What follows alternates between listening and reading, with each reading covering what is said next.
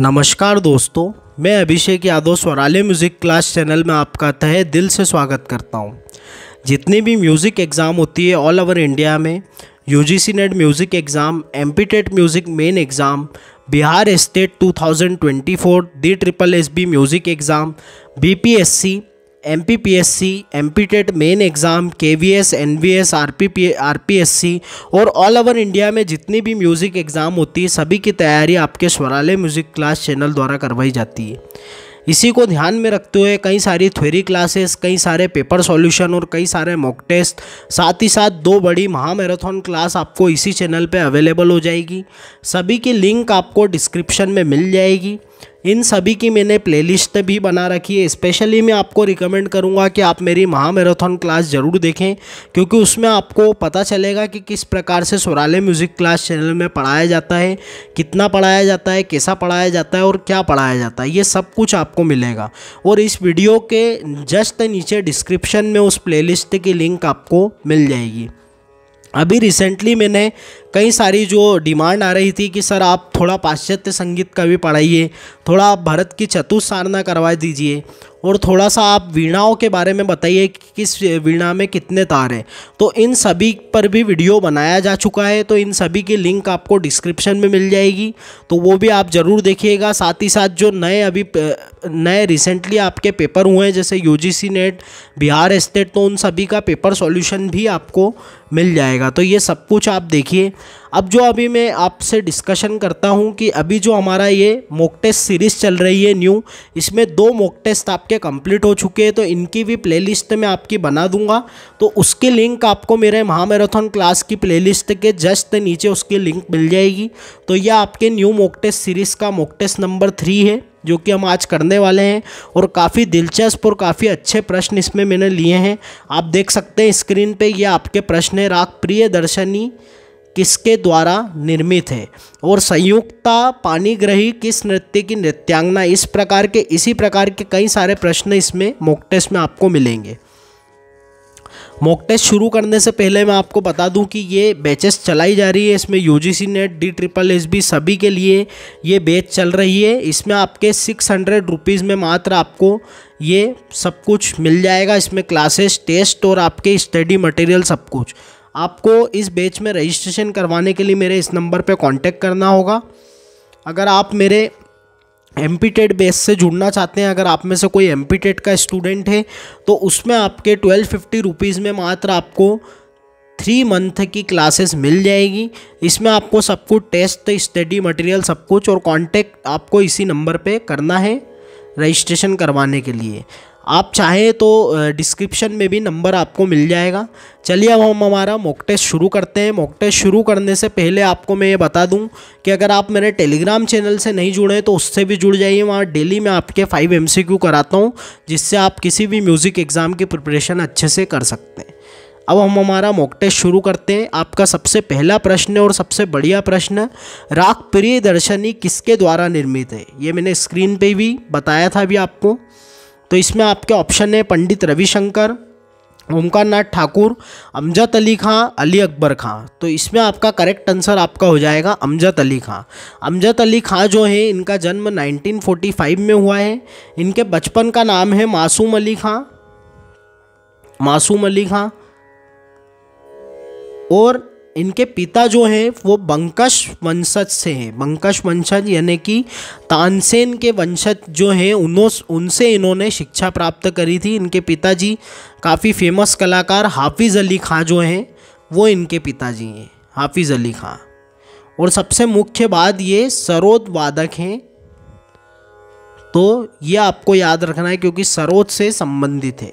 पंडित रविशंकर जी की बात करें तो इन्होंने कई सारे रागों का निर्माण किया है, जैसे परमेश्वरी, जोगेश्वरी, तिलक श्याम, इस प्रकार के इनके कई सारे राग आपको मिल जाएंगे।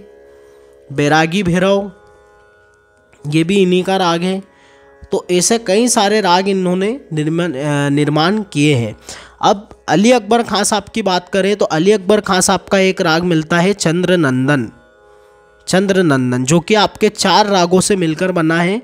चंद्रकोंस, मधुकोंस नहीं, मालकोंस, फिर आपका नंदकोंस और कानड़ा का एक प्रकार। इस प्रकार आपके 4 रागों से मिलकर ये राग बना है चंद्रनंदन। ओमकार नाथ ठाकुर जी की बात करें तो इनको प्रणव रंग और आपके प्रणव भारती के रचयिता हैं ये, और आपके पंडित विष्णु दिगंबर पलुस्कर जी के शिष्य हैं। तो इसका करेक्ट आंसर आपका अमजद अली खां साहब हो जाएगा। नेक्स्ट चलते हैं। नेक्स्ट है आपका मध्यम ग्राम का पंचम किस श्रुति संख्या पर स्थापित है? 15वीं श्रुति पर, 16वीं श्रुति पर, 17वीं श्रुति पर या 18वीं श्रुति पर? तो आप सभी को पता है कि हम षडज ग्राम की स्थापना में जो आपका पंचम होता है वो 17वीं श्रुति पर होता है प्राचीन विद्वानों के हिसाब से। तो उसी प्रकार हम देखते हैं कि जैसे ही आपका स्वर 17वीं श्रुति से, पंचम स्वर 17वीं श्रुति से 16वीं पर आ जाता है तो वहाँ पे हमको मध्यम ग्राम स्थापना हो जाती है। तो ये आपका है 16वीं श्रुति पर मध्यम ग्राम। भरत की चतुसारना में ये मैंने आपको बताया था।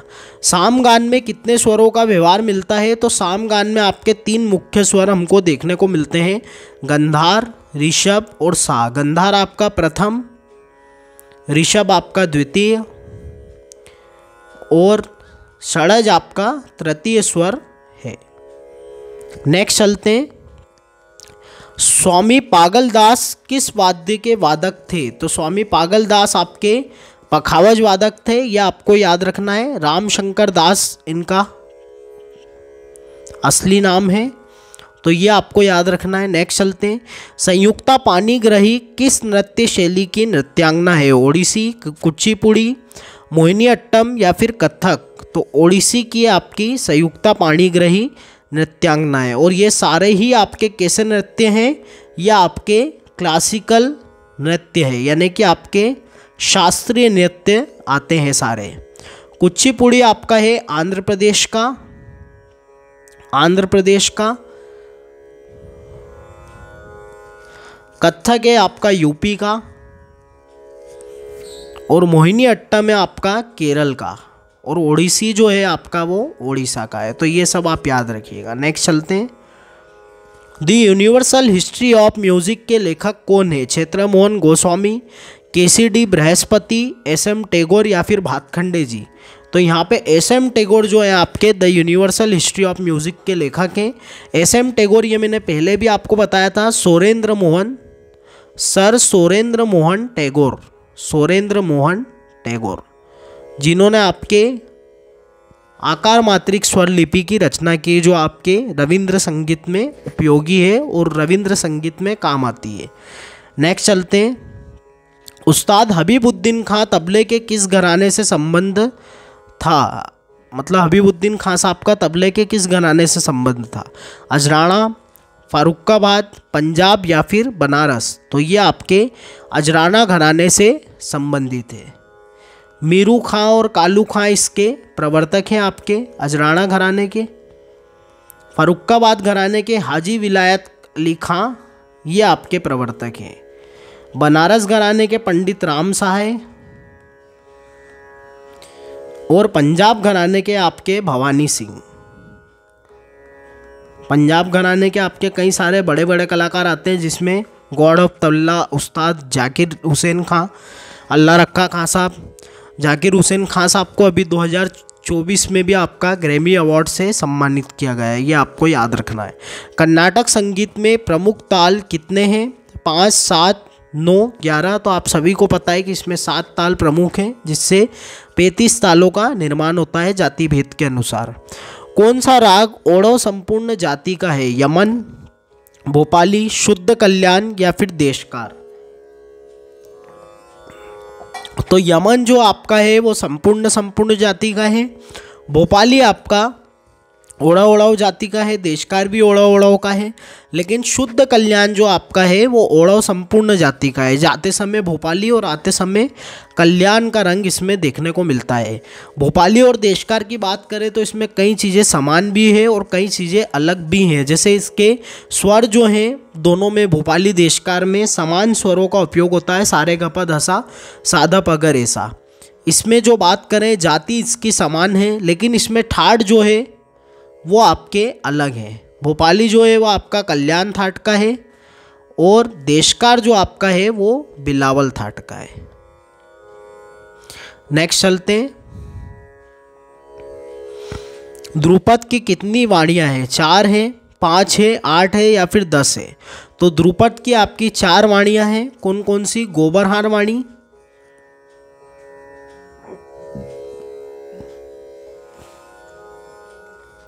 डागुर वाणी, खंडर वाणी और आपके नोहार वाणी।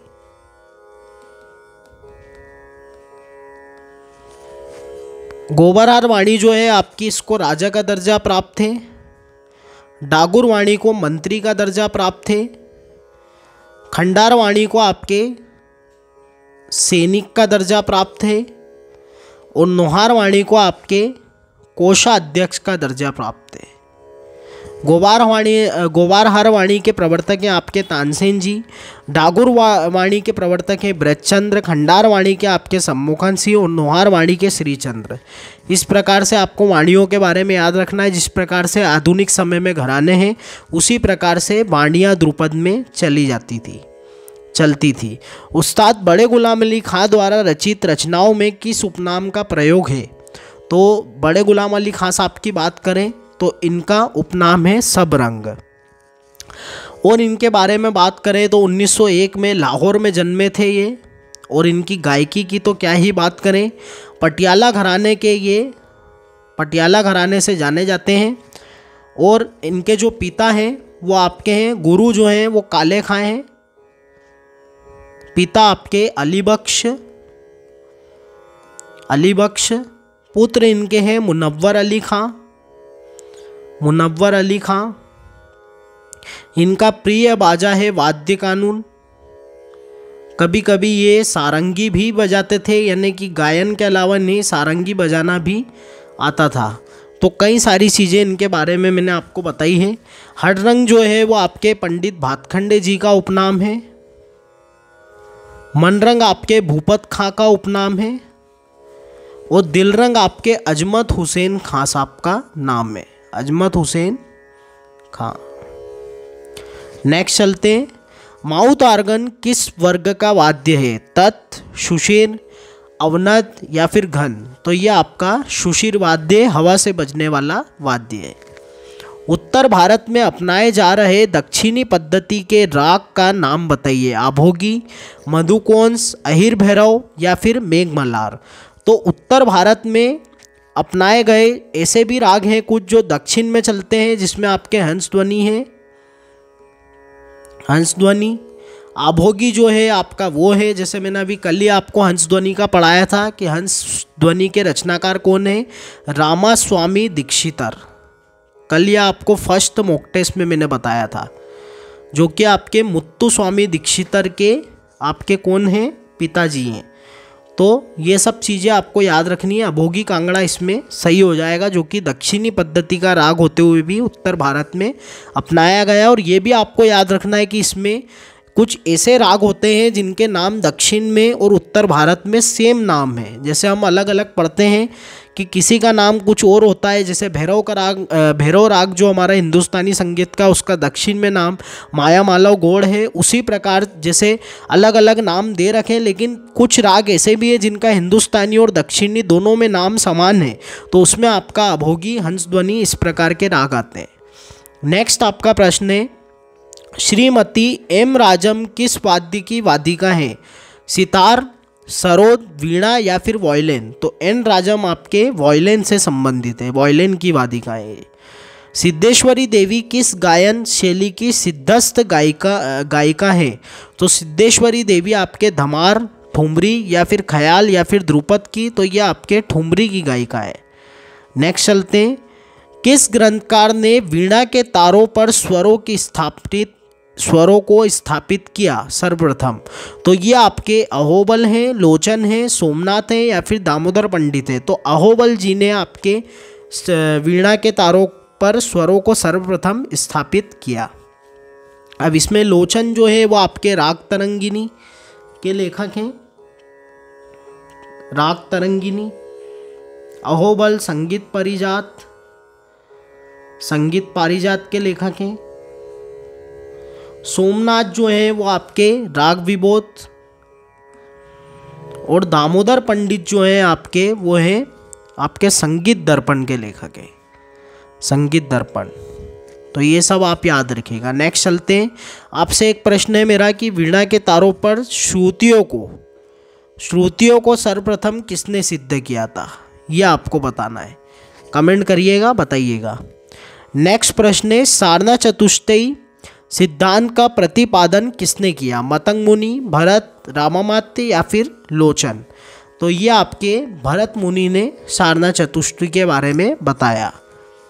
नेक्स्ट चलते हैं। अटताल की मिश्र जाति में कितनी मात्राएं हैं, 13, 15, 18 या फिर 20। तो आप सभी को पता है कि ध्रुवा आपका 14 मात्रा का, अटताल आपका 12 मात्रा का होता है। 12 मात्रा के हिसाब से जब हम बांटते हैं तो कुछ इस प्रकार हमको देखने को मिलता है इसका स्वरूप, यानी एक लघु, फिर आपका द्रुत, फिर एक लघु, फिर आपका द्रुत। तो लघु आपका 4 मात्रा का, द्रुत आपका 2 मात्रा का होता है। तो इस प्रकार से जो स्वरूप होता है। अब इसी में जब जाति मिश्र की बात करेंगे तो मिश्र आपकी होती है 7 मात्रा की।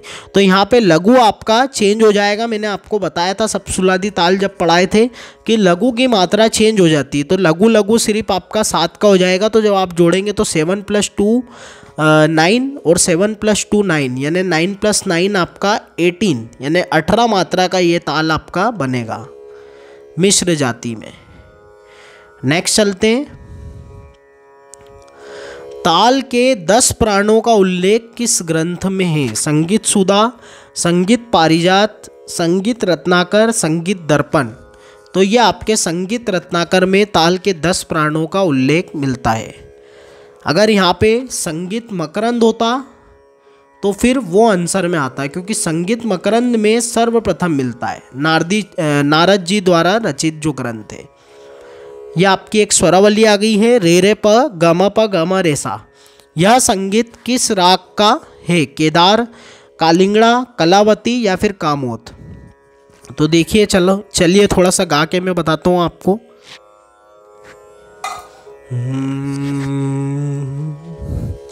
रे रे सा सा रे, रे रे प ग म रे सा। तो इस प्रकार से ये चलता है। तो ये आपका है कामोद। अगर यहीं पे सा म ग प म प ध प म सा रे सा, तो ये फिर आपका केदार हो जाता।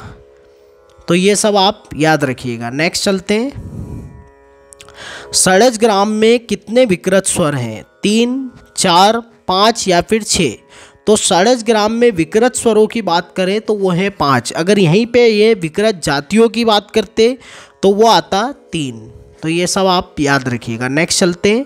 सहस रस का संकलन एवं संपादन किसने किया, संयुक्ता पाणिग्राही, डॉक्टर प्रेमलता शर्मा, गीता बनर्जी या फिर इंद्राणी चक्रवर्ती। तो यहाँ पे आपका करेक्ट आंसर हो जाएगा डॉक्टर प्रेमलता शर्मा जी ने सहस रस का संकलन एवं संपादन किया। ये किनकी शिष्या थी, तो ये आपके ओमकार नाथ ठाकुर जी की शिष्या थी, ओमकार नाथ ठाकुर जी।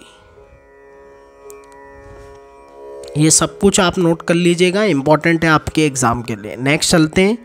जातियों के आधुनिक व प्राचीन कितने लक्षण हैं, 10, 12, 16, 18। तो आप सभी को पता है कि 10 लक्षण जातियों के माने गए हैं। नेक्स्ट चलते हैं।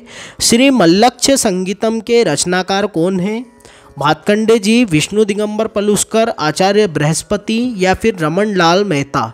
तो यहाँ पे आपके भातखंडे जी जो हैं वो आपके श्री मल्लक्ष संगीतम के लेखक हैं।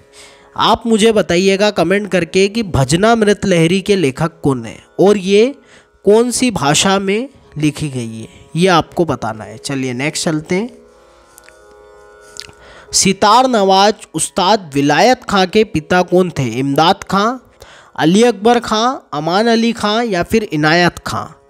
तो आपके उस्ताद विलायत खां के पिता थे इनायत खां, और इनायत खां के पिता हैं इमदाद खां। ये आपके इमदाद खां जो हैं वो इनायत खां के पिता हैं। यानी उस्ताद विलायत खां के दादा हैं आपके इमदाद खां। तो ये सब आपको याद रखना है। और ये आपके इमदाद खानी बाज के प्रवर्तक भी हैं। इमदाद खानी बाज, सितार का जो है इमदाद खानी बाज, इसके आप प्रवर्तक हैं इमदाद खां।